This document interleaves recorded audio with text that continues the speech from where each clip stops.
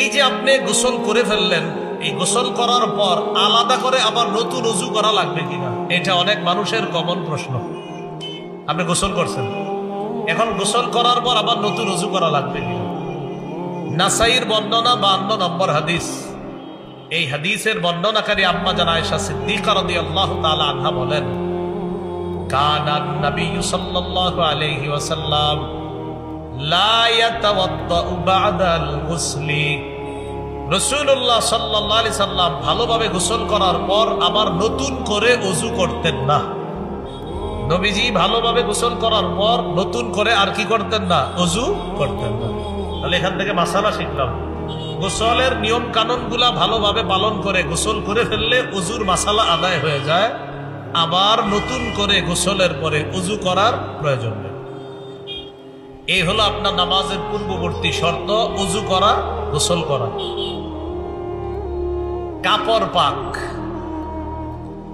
সূরা মুদ্দাসসিরের 4 নম্বর আয়াতে আল্লাহ বলেন, ওয়াথিয়াবাকা ফাতাহহির।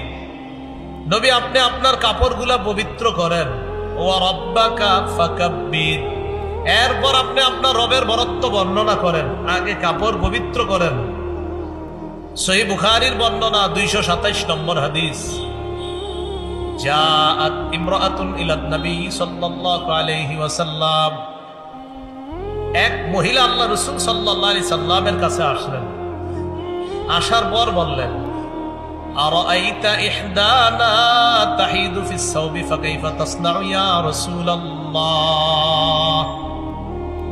হুজুর, আমাদের কোন নারী তারা মাসে আল্লাহ প্রদত্ত একটা অসুস্থতার সম্মুখীন হয়, এই অসুস্থতার সম্মুখীন হওয়ার পর তাদের কাপড়ের মধ্যে যেই নাপাকি লাগে, এই নাপাকি পবিত্র করার নিয়ম কি? ভাই কথা বুঝে আসছে?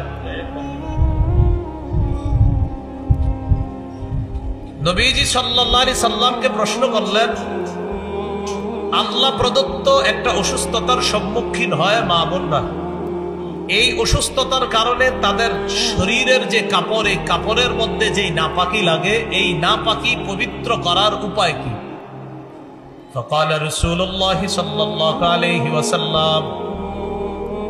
নবীজি জবাব দিলেন, তাহুত্তুহু।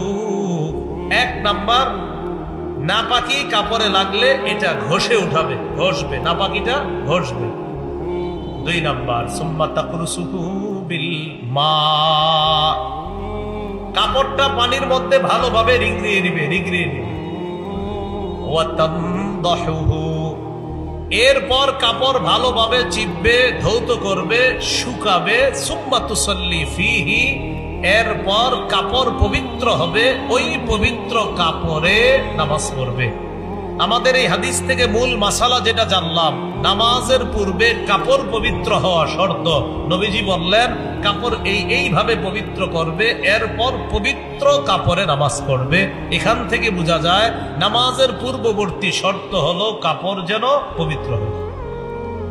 আপনাদের মনে আসেনি নামাজের পূর্বের শর্তগুলা গুরুত্ব দেওয়া মানে জানে কি? নামাজ, মাশাআল্লাহ, নামাজ কি করা? কায়েম করা।